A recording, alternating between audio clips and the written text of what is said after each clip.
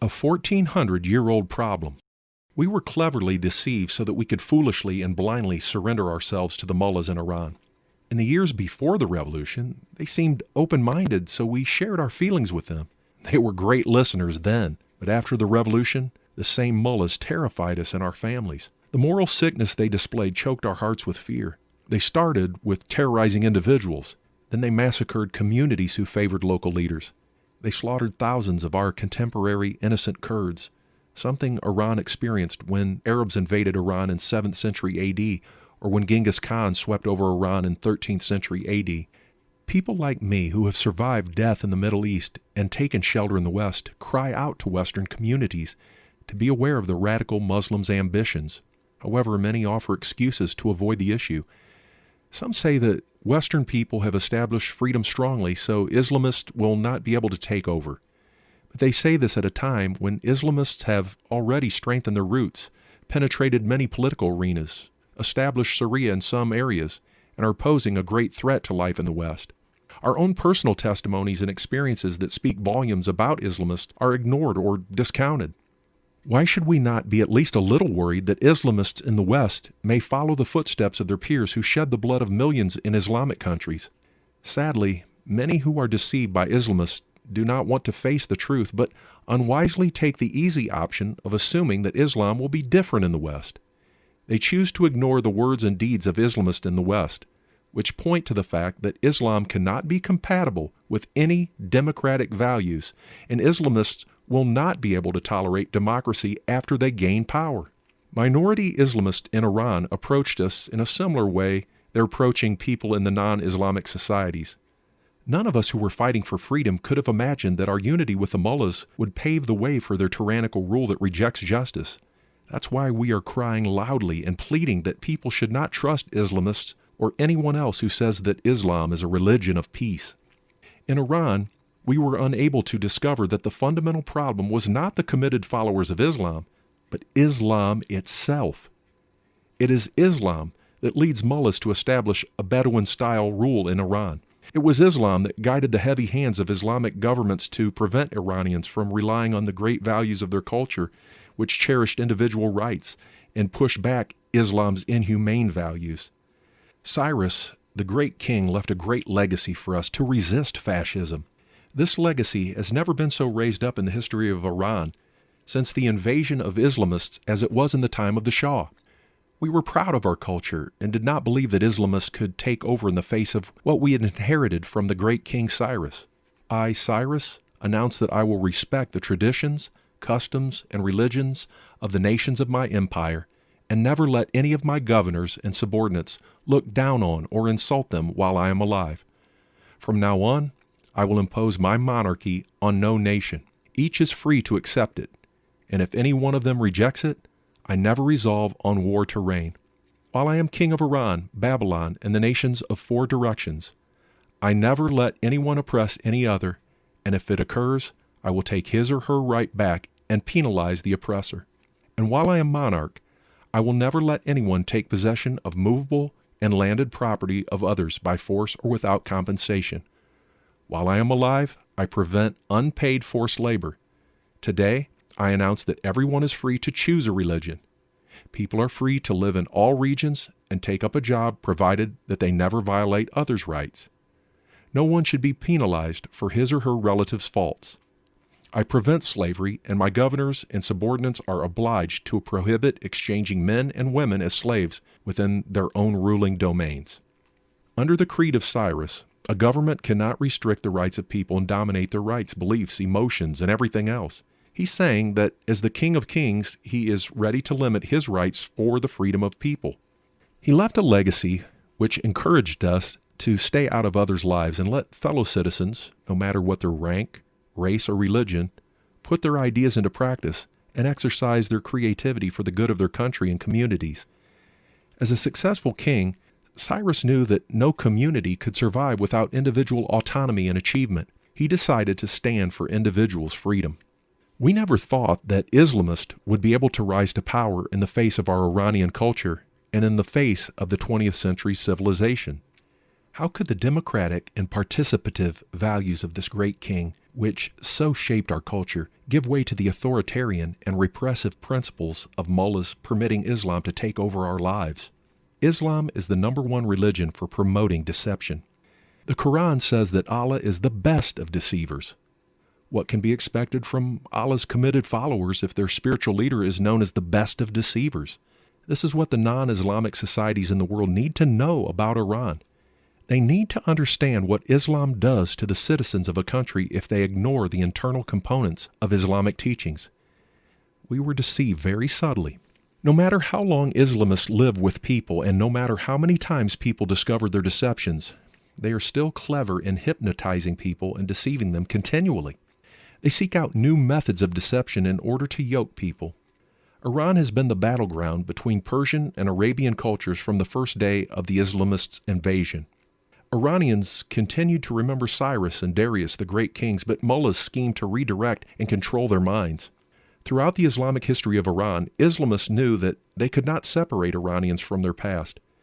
Before the revolution, if a person spoke against the kings Cyrus and Darius, he would lose his place in the community. Aware of this nationalistic solidarity, the Islamists had planned a new way to destroy the patriotic behavior of Iranians after the revolution. They strove to falsely identify themselves with people in order to establish themselves strongly among the people and then destroy them from the inside out. Since the rise of Islam to the Iranian Revolution of 1979, Islamist mullahs had never mixed intimately with Iranian culture. Everybody in Iran knew that they were the representatives of Arabian culture and practice and opposed those who cherished our Persian culture. We were Muslims in the context of our Persian identity. As practicing Muslims, we were sometimes under the impact of mullahs but felt guilty spiritually for holding our culture above Arabia's culture in the time of the Shah, fearing that Allah would punish us. However, the common love for the country was strong and was justified in one way or the other. Mullahs in Iran were dealing with such people. They always wished Iranians to be like Egyptians, Iraqis, Syrians, Lebanese, and others who had lost their national identities and called themselves Arabs because of their trust in Islamists and because of their loose attachment to their cultures and languages. But Iranians were different. They had frustrated the Iranian mullahs for centuries with their strong patriotism. At the beginning of 16th century A.D., Sheikh Safi al-Din Ardabili, a radical mullah from northern Iran, established himself with a strong army, captured the whole of Iran, and made Islam the formal religion of Iran, opening the door for Arabian culture. Yet even with his great army, he was unable to extinguish the culture of monarchy in Iran, and his descendants had no choice but to establish themselves as kings in order to win the favor of Iranians. As a result, Arabian culture lost another opportunity. Our contemporary mullahs had to use all their skills of manipulation to destroy the great legacy Iranians inherited from Cyrus and Darius so they could establish themselves and forever prevent Iranians from challenging them. That was what we experienced from the days after the revolution. With the help of some leftists, mullahs called the kingdom unfashionable. They established the Hezbollah in Iran, a strong military power which aimed to destroy our culture and free values. After this, they attempted to export terrorism through Hezbollah and kill even fugitive pro-monarchist and democratic Iranians abroad. Over the past 30 years, they have killed or disabled many Iranians in other countries, especially in the West. The Ayatollah Khomeini said to Iranians before the revolution that it would be all right with him if Iranians wanted the monarchy again after the collapse of the Shah. He knew that Iranians wouldn't want to separate themselves from the kingdom system and from Iran's founding kings. Before the revolution, he was afraid to fight the kingdom culture of Iran directly. We never asked if he was genuine in his words or why he had never spoken about a possible successor for the Shah. This was the usual case in Iran's kingdom history. Our passive thoughtlessness meant we did not question his focus on overthrowing the Shah and left future plans for the future. Another reason for Iranians to lose to the mullahs was that the West, especially America under the presidency of Jimmy Carter, withdrew from supporting the Shah and believed in Khomeini's lies when he said he would establish a democratic country. The third reason for us to lose to the mullahs was they were better organized than other groups in the country for a complete takeover. We were just a bunch of people, mostly young, who loved democracy without knowing or planning a path to democracy. The fourth reason for the mullahs' success was their commitment to kill or be killed for the restoration of Shari'a and the Islamic imperialism of the Caliphate. For them, the end justifies the means. They got their way through deception, intimidating, and eventually murdering reformers. They even killed some mullahs who were of the same rank and in competition with them. Before the revolution, they joined with the students who fought for democracy. This was a new, deceitful tactic that has never been used by Islamists since the rise of Islam. They knew that Islam rejected democracy, but this time they were deceitfully humble, tolerant, and flexible with convincing attitudes. They amazed us, and we entrusted the leadership of the revolution to them. In reality, they were the more ideological and disciplined revolutionaries whose ambition was to mask their aims. They showed patience, pretending to be modest in order to gain momentum. Their long-term goal was held secret until they attained power and revealed their ferocious attitudes to us when we were no longer able to compete with their cruelties. Many kept silent, many died, and many others fled the country as a result. The fifth reason for the mullahs' easy takeover was their zeal for war. They were masters in creating tensions and making wars. For Islamists, war is always a good tool for restricting the freedom of nationals. They create enemies and start wars. Time after time, the Ayatollah Khomeini announced that the country was at war with Iraq, war with Israel, war with the West, and war with the national enemies. In a state of war, nobody has the right to criticize his government and thereby create a pretext for the nation's enemies. The mullahs' goal in all of this was to demonize Western democracy and modernity and make their authoritarian caliphate a role model for the future of Iran. They subtly gained the support of some Western leaders in the name of democracy, redirected the revolution, and demolished the kingdom of the Shah because they feared that the Shah would open his country to Western democracy more and more while taking people further from Islam. War was a good option for the mullahs to stop the spread of Western democracy. A sixth reason for the mullahs' success to overcome us was their ruthless approach to people. No coherent logic works for them. Their logic is belligerent assertion. If you use reason against them, your fingertips and head must be chopped off. Life, laws, and relationships are all disregarded in the name of Allah. They were free to break laws for the sake of Allah and invade people's personal lives. They never believed that laws could apply to them. They attained power at the cost of people's freedoms and rights. After the revolution, I experienced time and again their use of threats to extort money from people, mainly the wealthy, in order to finance their terroristic plans. They were charging families for every bullet used in killing someone from that family who stood in their way. The mullahs kept all these plans secret and showed themselves to us as moderates before the revolution. We did not understand the implications of their words and were unable to see beneath the surface of their doctrine, which gave them rights to deceive even their own children if the conditions necessitated. Their artificial kindness controlled our minds so that we were not able to maintain a balanced relationship with them. Their subtle presentations induced us to follow them and pay any price to oust the Shah. We were unable to think about what would happen if they changed their minds in the future and wanted to get involved in politics. These mullahs were well prepared and were able to play us. They used words such as freedom and prosperity to make us believe that what they intended was not any different from what we intended. Before the revolution, they never spoke about the Islamization of Iran, only about the liberation of Iran from dictatorship. Their words and attitudes were so different after taking power. Their real agenda was that they wanted to release Iran from the influence of Western democracy and freedom and rule over it by the principles of Islam. They hated the slightest innovation that reflected the West. For this reason, they aspired to kill all those who wanted democracy. They did everything to yoke the country under the rule of Islam and advance their ideology.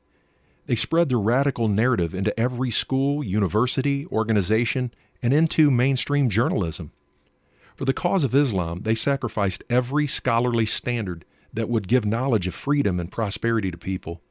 They imparted indoctrination on ancient Arabian nomadic culture.